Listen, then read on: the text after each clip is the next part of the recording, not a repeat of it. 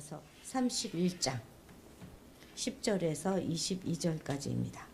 31장 10절에서 22절까지 한 목소리로 읽겠습니다.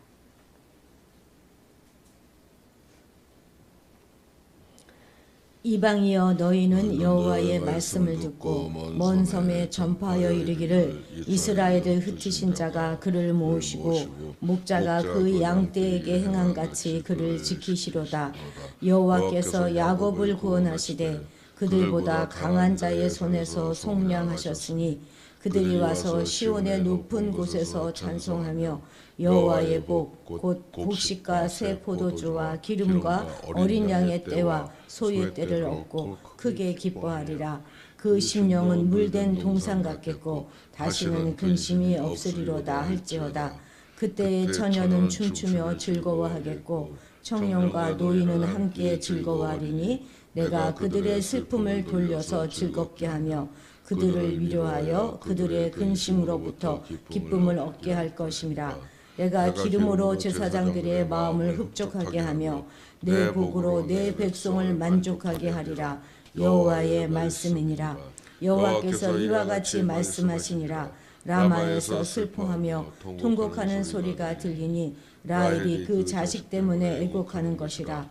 그가 자식이 없어져서 위로받기를 거절하는도다. 여호와께서 이와 같이 말씀하시니라. 내 울음소리와 내 눈물을 멈추어라.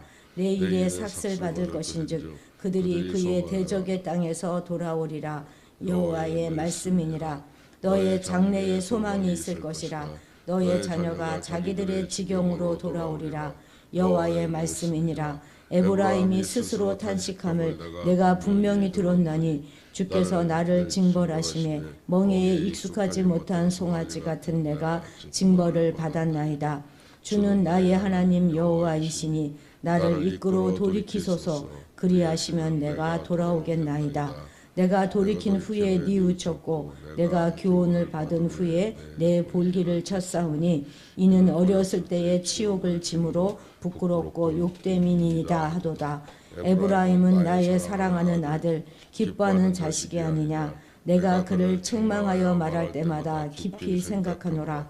그러므로 그를 위하여 내 창자가 들끓이니 내가 반드시 그를 불쌍히 여기리라. 여호와의 말씀이니라. 처녀 이스라엘아 너의 이정표를 세우며 너의 편말을 만들고 큰 길 곧 내가 전에 가던 길을 마음에 두라. 돌아오라. 내 성읍들로 돌아오라. 반역한 딸아 내가 어느 때까지 방황하겠느냐. 여호와가 새 일을 세상에 창조하였나니 곧 여자가 남자를 둘러싸리라. 아멘.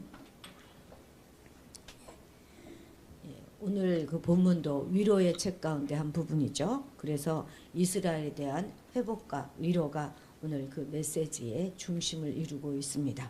여호와께서는 이스라엘을 흩으셨지만 다시 모으실 것입니다. 그리고 이스라엘의 목자가 되어서 지키시고 가나안 땅으로 인도하실 것입니다. 여기서 그치지 않고 여호와께서는 그들에게 복을 주실 것이고 다시는 근심이 없게 하실 것입니다. 여호와는 탄식하는 목소리에 응답하시고 그들을 위로하십니다. 그리고 이제 마지막으로 이스라엘에게 돌아와라 이렇게 권면하십니다. 이스라엘 땅으로 돌아오게 하는 것은 하나님이 하시겠지만 이들은 마음을 돌이키고 하나님께로 돌아와야 하는 것이죠. 주목할 것은 이 단락에 돌아오다, 돌아와라 하는 그런 표현이 여러 번 반복하여 나온다는 사실입니다. 그리고 마지막으로 여호와께서는 새 일을 창조하시겠다 이렇게 선언하십니다.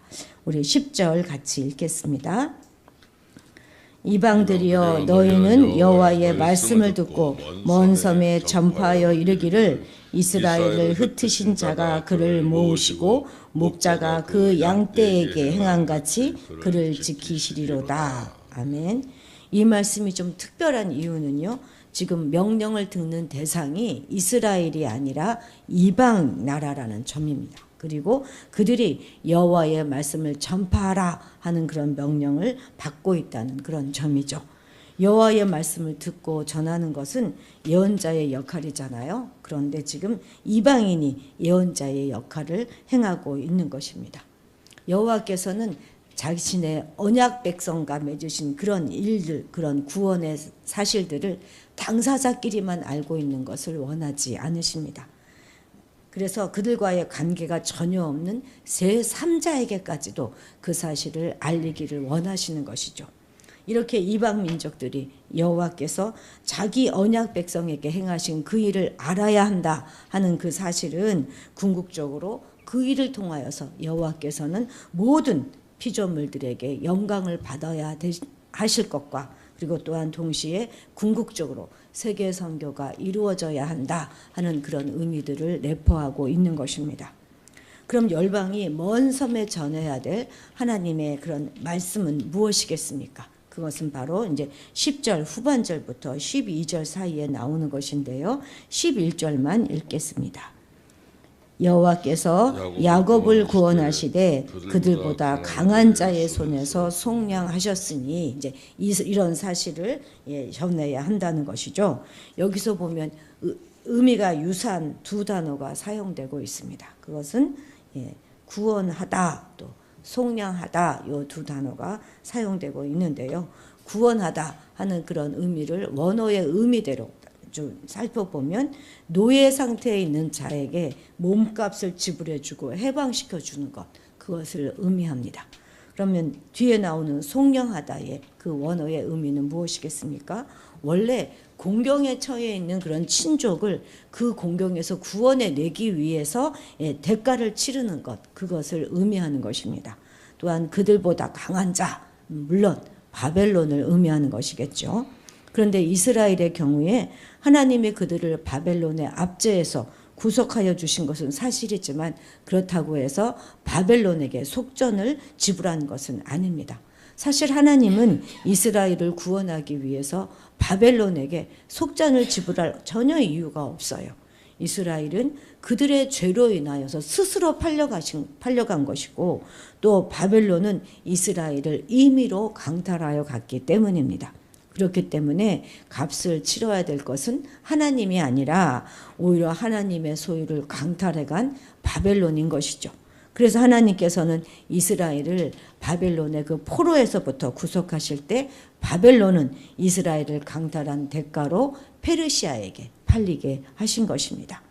이 말씀은 1차적으로 선민의 포로 회복을 예언한 것이지만 궁극적으로는 이스라엘이 예표하고 있는 신약 성도들이 예수 그리스도를 속전으로 지불하신 하나님의 구속 사역으로 말미암아 죄의 종노릇하던 그것에서부터 해방될 것을 예언하신 그런 말씀인 것입니다. 실로 우리 성도들은 하나님께서 구속하시기 전에는 본래 다 죄의 종들이었어요. 우리는 범죄함으로 말미암아 죄의 종이 되었고 죄의 억압 가운데 있었습니다. 인간은 다 종노릇을 하고 있었고 어느 누구도 다른 사람을 위해서 속전을 바칠 만한 그런 능력이 우리에게는 없었습니다. 그래서 하나님께서는 당신이 친히 우리의 친족이 되어주셔서 우리를 대신해서 우리 죄의 값을 지불하기로 하시고 당신의 아들을 이 세상에 보내신 것입니다. 그리고 당신의 아들로 우리 죄인을 대신하여 죽게 하심으로 우리 죄값을 치르게 하셨습니다. 결국 우리 성도들은 자기 아들을 죄인들을 위한 속건제물로 바치신 하나님의 이러한 구속 사역으로 인하여서 죄의 종노릇에서 해방되어서 자유를 누릴 수 있게 된 것이죠. 하나님께서는 이렇게 죄의 세력에서 우리를 자유케 하신 것은 더 이상 우리로 하여금 죄의 삶이 아니라 의의 삶을 살도록 하시기 위함입니다.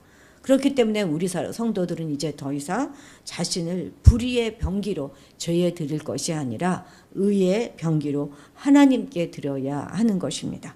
우리는 언제나 하나님께서 우리를 위해서 그 아들의 목숨까지도 내어준 것에 감사하면서 목숨을 다해서 의를 지키는 그런 삶을 살아가야 할 것입니다. 이제 15절에서부터 17절은 포로로 끌려가는 자식을 인하여서 통곡하는 어미를 위로하는 그런 형식의 선민 포로 귀한 약속을 보도하고 있습니다. 15절 같이 읽겠습니다. 여호와께서 이와 같이 말씀하시니라. 라마에서 슬퍼하며 통곡하는 소리가 들리니 라헬이 그 자식 때문에 애곡하는 것이라.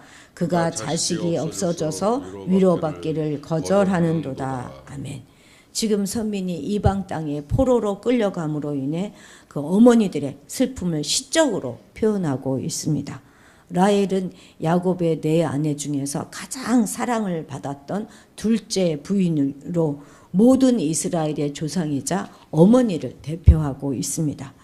그리고 그녀가 라마에서 슬퍼하며 애곡한다 하는 이 표현은 라마에 그녀의 무덤이 있기 때문인 것도 맞지만 또 유다 백성이 바벨론으로 포로되어 끌려갈 때 바로 이 라마를 지나가게 될 것을 염두에 두고 있는 말씀입니다. 그런데 16절을 읽어보면 16절 같이 읽어볼까요? 여호와께서 이와 같이 말씀하시니라. 내 울음소리와 내 눈물을 멈추어라. 내일의 삭슬 받을 것인즉 그들이 그의 대적의 땅에서 돌아오리라. 여호와의 말씀이니라. 예. 하나님께서는 지금 라헬에게 아들을 잃어버린 라헬을 향하여서 애곡을 금하라 이렇게 권고하고 있습니다. 그리고 그 이유가 무엇입니까? 그 이유는 17절입니다. 17절 읽겠습니다. 너의 장래에 소망이 있을 것이라. 너의 자녀가 자기들의 지경으로 돌아오리라. 여호와의 말씀이니라. 이 얼마나 위로가 되는 말씀이겠습니까? 여호와의 말씀이니라 이렇게 계속 말씀하시면서 이것은 너무나 분명하고 확실하다. 그렇게 이제 강조해주고 계시는 거죠. 부모가 자녀들을 고통의 땅으로 보내야 한다는 것 그 자체가 크나큰 슬픔이었습니다. 하지만 그들이 다시 돌아올 수 있다면 그들은 그 슬픔을 견딜 수 있을 것입니다. 극히 미약해 보이더라도 확실한 소망의 이유가 있다면 크나큰 절망조차도 이겨낼 수 있는 것이잖아요. 하지만 당시 유다 백성들은 도저히 돌아볼 수 없는 그 길을 가는 것처럼 보였습니다. 당시 이역만리 바벨론으로 포로되어 잡혀가는 유다 백성들에게 다시 돌아올 수 있을 것이라는 희망은 전혀 보이지 않았습니다. 그런데 하나님께서는 자식들이 포로로 잡혀가는 것을 보며 슬퍼하는 그 어미들에게 미래에 소망이 있다 이렇게 말씀하고 계시는 것이죠. 그러니까 그녀의 자식들이 다시 고국으로 돌아오게 될 것이다 이렇게 말씀하고 계십니다.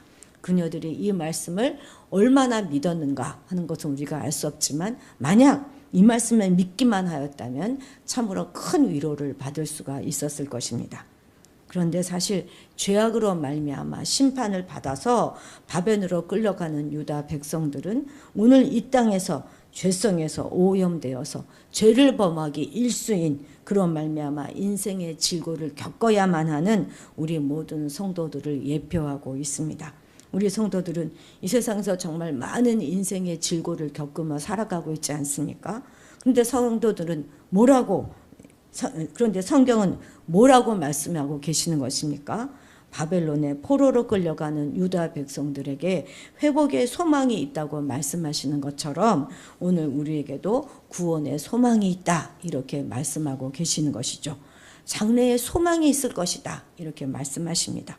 그래서 우리는 우리의 연약함으로 인하여 죄를 범하고 징계를 당하고 고통을 당한다 할지라도 너무 슬퍼하거나 낙심하지 말아야 하는 것입니다. 우리에게는 소망이 있습니다. 도리어 우리의 미래에 영원한 구원이 주어질 것을 믿고 하나님께서 베푸신 그 확실한 소망의 약속을 인하여서 또 그러한 소망을 붙들고 인내함으로 위로를 받으며 살아가야 하겠습니다. 22절 같이 읽겠습니다. 반역한 딸아 내가 어느 때까지 방황하겠느냐 여호와가 새 일을 세상에 창조하였나니 곧 여자가 남자를 둘러싸리라. 아멘. 그러니까 여자가 남자를 둘러싸는 그 일 그것이 바로 하나님께서 새롭게 창조하신 새 일이다 이렇게 말씀하시는 거지 않습니까?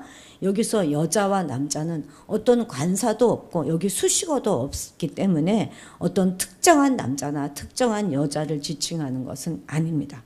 그런데 이것이 어떤 의미인지 또 어떻게 어떤 측면에서 이것이 여호와께서 행하는 새 일이 되는 것인지에 관해서는 정말 많은 논란이 있습니다. 학자들마다 의견이 분분해요.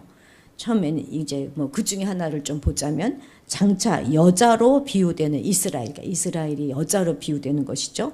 여자로 비유되는 이스라엘이 강한 자, 남자로 비유되는 하나님을 자기들의 참 생명의 주인으로 간주해서 자기들의 삶 속에 수용하게 된다 하는 그런 의미로 볼 수 있다는 것이죠.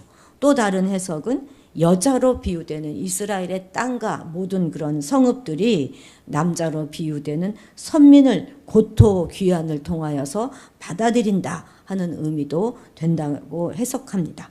어쨌든 이러한 여러 가지 의미를 지닌 이 본문의 표현은 정말로 이스라엘에게 이제 새로운 이름이 분명합니다. 과거 이스라엘의 영적 상태는 어떠했습니까? 그들은 하나님을 섬기는 의로운 백성으로 택함을 입었지만 하나님과 상관없는 삶을 살아가기가 일쑤였어요. 그들은 생수의 근원 되시는 하나님을 버리고 우상 숭배를 하면서 스스로 터진 웅덩이를 파는 아주 완악한 백성들이었습니다. 그런 그들이 의와 진리의 하나님, 거룩하신 하나님을 마음에 모신다고 생각해 보십시오. 얼마나 놀라운 일이겠습니까? 그들은 이미 심판을 받아서 바벨론 땅에 포로로 잡혀가게 되었습니다.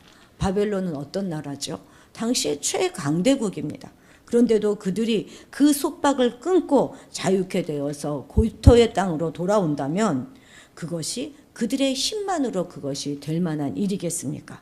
정말 단언하거니와 그와 같은 일은 이스라엘뿐만 아니라 당시 주변의 어떤 국가에서도 전혀 상상할 수 없었던 일이었습니다. 이처럼 이스라엘 백성들이 스스로는 도저히 이룰 수 없는, 아니 상상조차도 할 수 없는 그 일을 하나님께서 지금 이루어 주신 것이죠. 그런데 하나님께서는 과거 이스라엘 백성들을 회복하는 새로운 일을 오늘 우리의 삶 가운데서도 이루어 주시고 계십니다. 그것이 무엇입니까? 바로 우리가 하나님을 섬기고 있다는 그 사실이고 죄의 권세에서 해방되었다. 그 해방을 체험하였다는 것입니다. 우리가 이처럼 새로운 역사, 새로운 은혜를 체험한 자로서 그러면 어떻게 살아야 하겠습니까? 두말할 나위도 없이 부단히 우리는 하나님의 은혜 안에 견고히 서고자 우리를 구원하신 하나님을 진실히 섬기면서 의로운 삶, 진실한 삶을 살아가야 하는 것입니다. 우리가 그렇게 살아간다면 하나님은 과거에 그렇게 하셨던 것처럼 오늘 우리가 살아가는 우리의 삶의 현장 가운데서도 상상도 할 수 없는 그런 놀라운 축복된 일, 은혜로운 일들을 이루어 주실 것이고 우리들 스스로도 우리 자신에게 놀랄 만큼 그런 날마다 새롭게 변화된 삶을 살아가게 하실 것입니다. 그런 새로운 삶을 오늘 하루도 우리가 계속해서 살아가야 될 것입니다. 기도하겠습니다.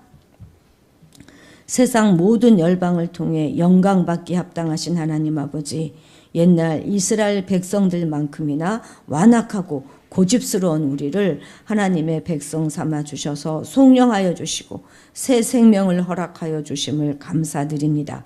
예수 그리스도의 속량하심을 따라 새 은혜, 새 생명을 받았으니 이제 우리 몸을 불의의 병기로 드릴 것이 아니라 하나님을 위한 의의 병기로 드리게 하옵소서. 날마다 하나님의 은혜 안에 견고히 서고자 하나님을 더욱 진실히 섬기며 의로운 삶, 진실한 삶을 살아가는 우리가 되게 도와주옵소서. 감사드리며 예수님의 이름으로 기도드렸습니다. 아멘. 아멘. 오늘은 선교사님을 위해서 기도하는 날인데요. 비자 문제가 늘 되기 위해서 트리키의 김역사 이바라나타 선교사님을 위해서 기도해 주시기 바랍니다.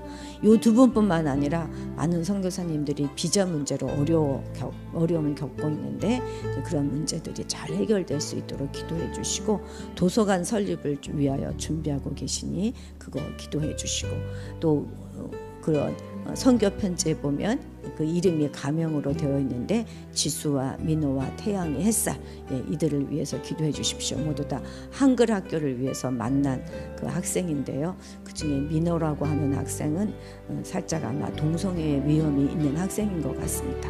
그들을 위해서 기도해 주시기 바랍니다. 오늘 우리 또 여름 가족 수련회를 위해서도 기도해 주시고 그리고 이제 시은이가 20일부터 24일까지 한동대 캠프에 참여합니다. 그것을 위해서 기도해 주셔서 정말 일생의 전환이 되는 큰 변화를 맞을 수 있는 중요한 시간이 되기를 위하여 기도해 주시기 바랍니다. 우리 다 같이 주님의 이름을 크게 부르고 기도의 자리로 나아가도록 하겠습니다.